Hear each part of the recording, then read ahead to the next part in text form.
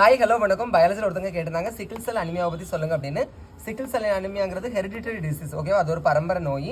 Autosomal disorder அப்படின்னா என்ன? நம்மளோட உடம்புல 2 டைப் ஆஃப் குரோமோசோம்ஸ் இருக்கும். ஒன்று ஆட்டோசோம், இன்னொன்று வந்து என்னது அல்லோசோம். ஆட்டோசோம் அப்படின்னா பாடி குரோமோசோம்ஸ், அல்லோசோம்ஸ்னா செக்ஸ் குரோமோசோம். இது வந்து பாடி குரோமோசோம்ஸில் நடக்கிறதுனால ஆட்டோசோமல் டிசார்டர் அப்படின்னு சொல்லுவோம். நம்மளோட ஆர்பிசி வந்து பை கான்கேவ் ஷேப்பில் இருக்கும். சிக்கிள்னா இந்த மாதிரி, இது பாதிப்பு உள்ளது, இது பாதிப்பு நார்மலாக உள்ளது. இது குரோமோசோம்ஸ் இருக்கு பார்த்தீங்களா, நம்மளுக்கு 46 குரோமோசோம்ஸ். அதில் 11வது குரோமோசோம்ல 6th ஜீன்ல பிரச்சனை உண்டாக்கும். அந்த 6th ஜீன் பொசிஷன்ல GAG இந்த ஜெனட்டிக் கோட் தான் இருக்கும்.